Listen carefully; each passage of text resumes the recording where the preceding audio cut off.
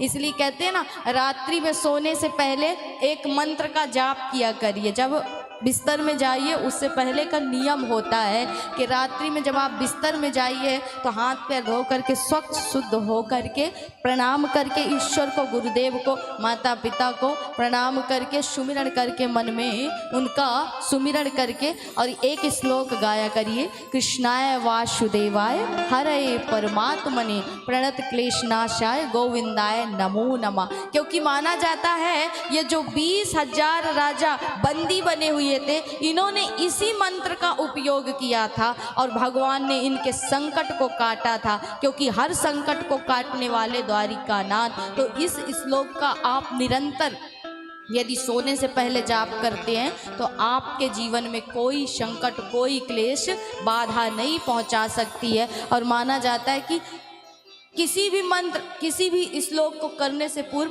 धैर्य अवश्य धारण करिए। क्योंकि कहा जाता है ना, किसी ने पूछा कि महाराज क्या भक्ति करने से भगवान मिल जाएंगे? बोले यदि ये बताओ, चलनी में जल ठहर सकता है?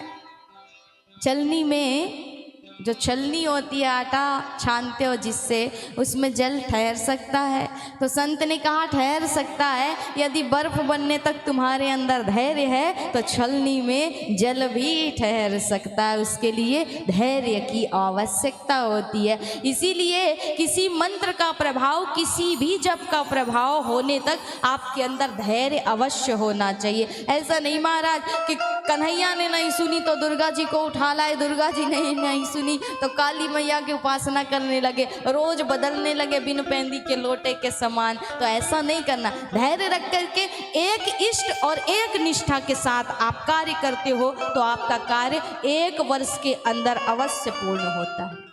वो मंत्र जो होता है 1 वर्ष के अंदर सिद्ध हो जाता है। इसलिए नित्य हर संकट से मुक्ति के लिए रात्रि में सोने से पहले इस मंत्र का प्रयोग जरूर करिए। और जागने का तो सभी को पता है, कराग्रे वस्ते लक्ष्मी, कर मध्य सरस्वती, कर मूले तो गोविंद, प्रभाते कर दर्शनम। तो प्रातःकालीन का तो पता है, लेकिन बोले अब ये नहीं चलता महाराज, कर मध्य व्हाट्सअप, कर मूले तू फेसबुक, यही चल रहा है ना। कराग्रे वस्ते चाय, कर मध्य मोबाइल, कर मूले तू व्हाट्सअप, फेसबुक कर दर्शनम, यही चल रहा है ना आजकल। तो अब ऐसा नहीं करना है।